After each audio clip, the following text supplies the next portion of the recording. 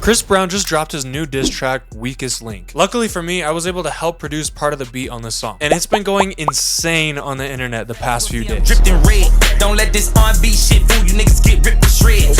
Quavo talking like he a thug when you was still with a bitch. I'm upload, nigga. They say revenge is sweet. Now think about that shit. So in today's video, I'm gonna tell you how I got Chris Brown to use my beat and a few things I learned in the process of working on this song. Honestly, this whole entire thing started about a year ago when I posted this YouTube type beat with my boy Storm, and the beat kind of blew up online and it was getting a lot of sales on BeatStars and a bunch of people were looking at it on YouTube. Out of all those people, Joyner Lucas actually got on that beat, and from there I got in contact with his team because we had a song coming out called 24 Hours to Live, and that dropped all the way back in October of last year, 2023. And I was super hyped to be in contact with Joyner Lucas and to start working on more songs in the future with him. So after my boy Dilly told me to tap in with his engineer and main producer Leo Sun, I hit him up and we locked in, and I started sending him beats and ideas for Joyner Lucas every single week. And by the way, all the beats that I'm sending out to my major placement opportunities come from my free Discord server, where I send you guys free melodies that you can collab on and make beats with me with. And then at the end of every week, we go through the best ones and I send those out to all my big connections to try to get some major songs like this one. So if you want to check that out, it'll be the first link in the description down below. It's 100% free. But anyways, back into it. I'd been sending him beats for a little while, and then in one of the packs, I threw in this random beat that I really didn't think much of called Say Less.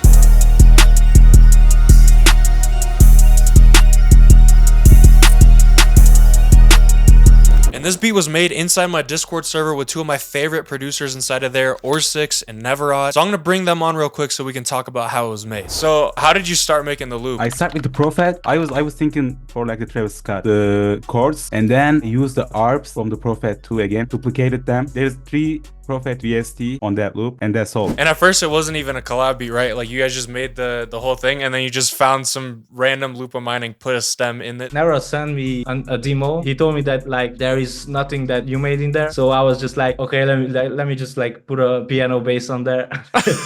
Call it a day. I remember whenever I first heard the beat, I was like, I liked it, but I was just like, I don't think this really fits anyone that I'm sending out to right now. But I was like, I'll just put it in the pack, like whatever. Like didn't really think much of it. Did you think that it was special whenever you made it? I sent like 3 loops that day to Earth6. I think 2 of them was crazy to me though, like in my head. But like the Say Less loop, I don't even like, I just sent it, you know? But the only thing I remember was like, it was the last beat I made that day. I think I made those drums in like 15-20 minutes. Didn't that week, like you didn't make any beats Or6 or something like that? I don't know if it was just like a slow week or some shit, but yeah, like I know that day I made a lot, but before that I wasn't making anything. Like you guys had sent that beat before, but then you guys didn't have anything, and then Neverod like DM'd you and was like, yo, you didn't say anything, maybe we should send in this Say Less beat. Yeah. If you guys didn't resend that shit, probably wouldn't have fucking made it. That's crazy. So once I had that done, I put it in my Dropbox and sent it off to Joyner's engineer all the way back in November, and nothing really happened for about 6 months. And that's just kind of how it goes a lot of time. You just send out a lot of beats, never really hear anything back for a while, and then all of a sudden you have one. And that's what I thought happened when a week ago Leo hit me up because he wanted the stems to add some stuff to the beat to kind of level it up and give it a little bit more variety. And in my head I thought it must have been for Joyner Lucas. That's his main producer, and that's what I had been sending him beats for. And at this point it just kind of reinforced the lesson that a lot of times, especially in the music industry, a lot of the work that you're doing today may not pay off for months or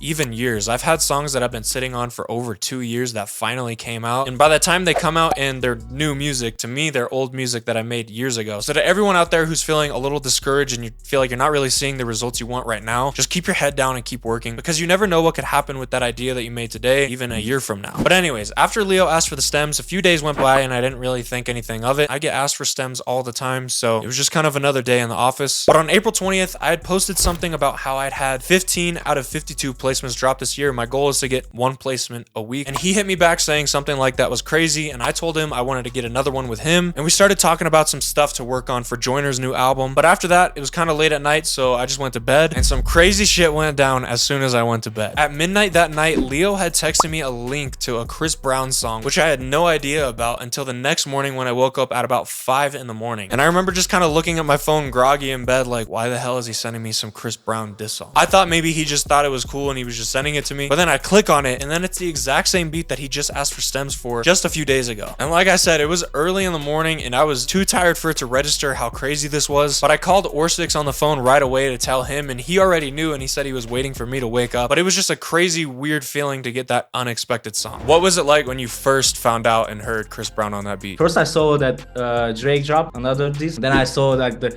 next post was about Chris Brown dropping and dissing Quavo. I was like, let me see. So I played it. When I first like heard the melody, I was like, damn, this kind of familiar, but I didn't think much of it. And then after like when the drums came in, I was like, bro, like hold on, like this is my shit, this has to be my shit. I was like, bro, like what the hell is going on? I was like, this is why we do it. That's the exact feeling. What about you, Neverod? What was it like whenever you first found out about it? Bro, I was sleeping. I think it was like 14 for me at that time. I heard like my alarm going crazy, you know? And then I just like pick up my phone. I seen like so many notifications. And I seen like Arsh DM'd me saying, yo, bro, you got one with Drake. He was trolling me. Bro, what?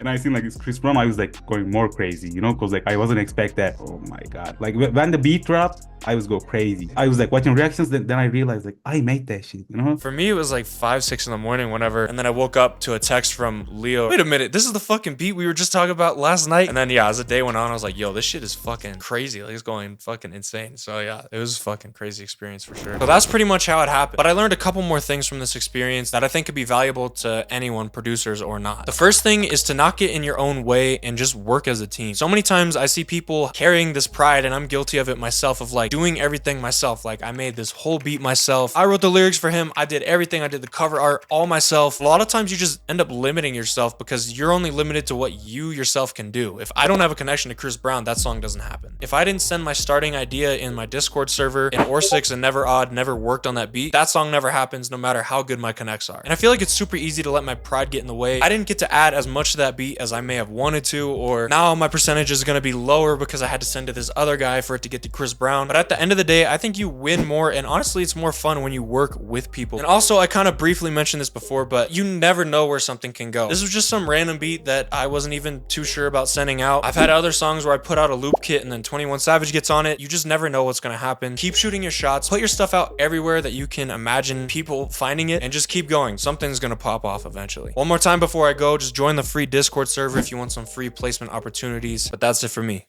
Peace.